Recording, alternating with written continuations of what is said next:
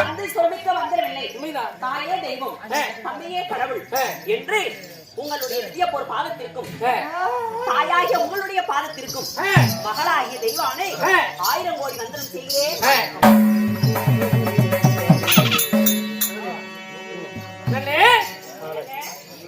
என்னுடைய பாதத்தை பணிந்ததாலே எப்படி வாழ்ந்திருக்க வேண்டும் தெரியுமா? எப்படி?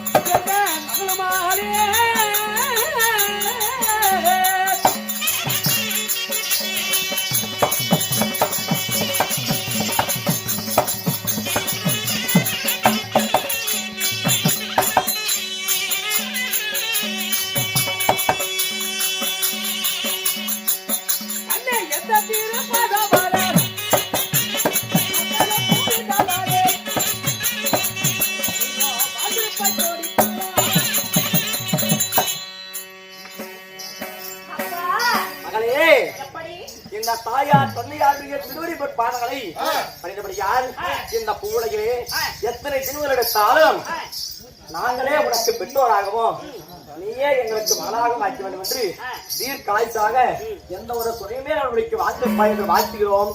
வாழ்க வல்லாண்டு. இருந்தாலும் சொல்லுங்க. உன்னை அழைத்த விஷயம் என்ன தெரியுமா?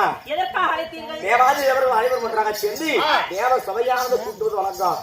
அந்த தேவ சபைக்கு தேவையான ஏற்பாடுகள் அத்தனையும் ஆமா எங்க அப்பா செய்திருக்கிறாரு. தேவர் சபைக்கு தேவையான ஆமா ஏற்பாடுகளை தேவர் சபையை அலங்கரிப்பது நீங்க தான் செய்தீங்க. என்னது ஏற்பாடு? ஆமா மாதத்திற்கு ஒரு முறை ஆமா. தேவர் சபையை அலங்கரித்து இந்த தேவலோகத்தில் இருக்கக்கூடிய நிறை குறைகளை ஆலோசித்து அதற்கு தீர்ப்பு கூடிய அதாவது அவர்களுடைய குறைகளை தீர்ப்பது என்னுடைய கடமை. அதனாலே வருகின்ற சித்தர்களுக்கும் தவஞானிகளுக்கும் ரிஷிகளுக்கும் தேவர்களுக்கும் பணிபடி வேலை செய்ய வேண்டும். தக்கபடியான உபசரிப்பு செய்து அவர்களை வரவேற்க வேண்டும். உண்மைதானம்மா? அதற்காக அழைத்தீர்களா? உண்மைதான். அதற்காக தேவையான ஏற்பாடுகளை உடனடியாக நீயும் உன்னுடைய தாயாரும் ஏற்பாடு செய்ய வேண்டும். உடனடியாக தேவர் சபையை அலங்கரிக்கிறோம். போய்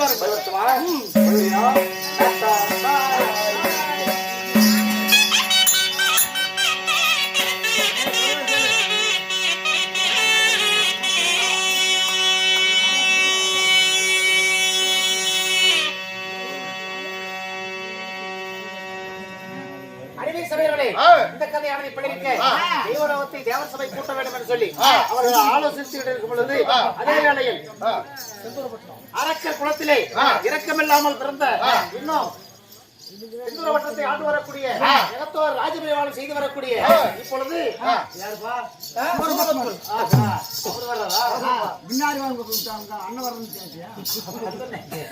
இப்பொழுது அரக்கர் குலத்திலே இரக்கமில்லாமல் பிறந்த சூரபத்மன் சபை தர்பார் மற்ற விஷயம்